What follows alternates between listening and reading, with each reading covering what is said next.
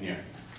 Okay, my name is Katherine Orof. I'm from Providence, Representative Langevin. Hi. I want to preface my remarks by reminding the group tonight that when Daniel Ellsberg released the Pentagon Papers about the Vietnam War, the government responded again by trying to scare everybody that this was a violation of national security. Back then, the bad guys were the communists, and that Daniel Ellsberg was doing great harm to this country by telling us the truth, and that the government had been lying to us about the Vietnam War.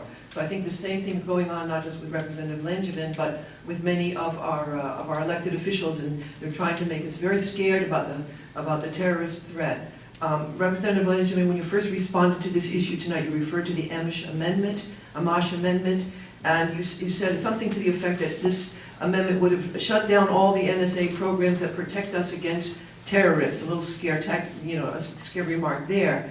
But in fact, Well, no, that's fact. The Amash Amendment would have shut down that program. I'm going to go on to say that that's not exactly what the New York Times said. It said that the Amash Amendment would stop the NSA widespread sweeping phone surveillance of all Americans who have never been suspected of doing anything, and it would only shut down, and it would allow the NSA to continue to monitor those who are already under investigation. So it wasn't quite clear what you said. Yeah. And secondly, I think you referred to 9/11 and the Twin Towers attack, but that has really nothing to do with the widespread surveillance that is going on of us today. The CIA already knew that those two terrorists were coming into the country. They had been given their visas.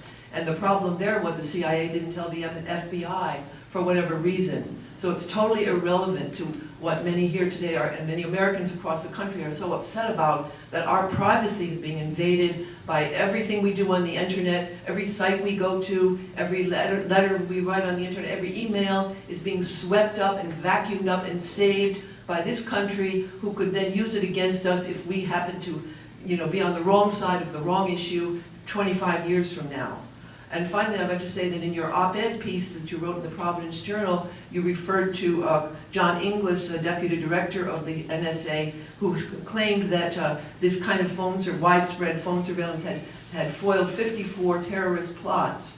But that was in Dianne Feinstein's Senate Senate Intelligence Committee hearings, and Patrick Leahy from Vermont was at those committee hearings, and when he questioned Mr. English more carefully about those 54, Mr. English could not he could not back that up. It turned out many of those 54 so-called terrorist plots were actually entrapments by intelligence agencies of people, perhaps Muslims in this country, who were discontented and who were approached and who were eventually, lured into some kind of attack against, or some action against the United States. They weren't really originating from those people. There were exactly one terrorist plot that actually, So I just want to say that it just seems to me that some of the reaction of perhaps yourself and others is way overblown, and we really need you to speak up for our American rights to have a life of privacy. The way our government was set up was that we're supposed to know what the government is doing,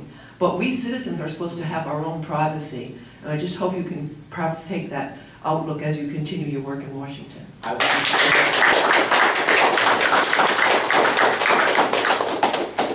I appreciate your passion, and know that I want to protect your privacy and your civil liberties just as much as I want to make sure that our security is protected and we're safe here at home.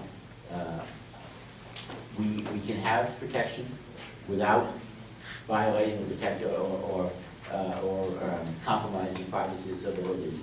It's an ongoing debate, and certainly always a balancing act. But I'm on your side, and I want to be as vociferous and aggressive at protecting privacy and civil liberties as I am at going after people who want to kill us. And I'm open to your suggestions about how we continue to get that balance right. I don't have all the answers or the exact blueprint as to how we do that, and I'm relying on you and asking for your guidance as to how I can get that, how we can collectively get that balance right. So it's what good communication is all about. It's about hearing from you, and that's why I wanted to come here tonight, to hear what's on your mind, and I hear you loud and clear that you want me to be aggressive at striking the right balance and protecting privacy and civil liberties, and I will continue to do my best, and I rely on you for the guidance as to how we get that right. All right. So I thank you all for coming out here tonight. It's been a good couple of hours, and again, I would continue to ask you to be in touch with me, whether it's by phone calls or emails or letters. And I want to continue to be as effective as representing you in Washington as I can be, but to do that, I rely on hearing from you. So thank you all for your support and your questions tonight. Hold on one second, Fred. Thank you. So, obviously, thank you very much, Congressman Langevin, for being here tonight and having the town hall meeting.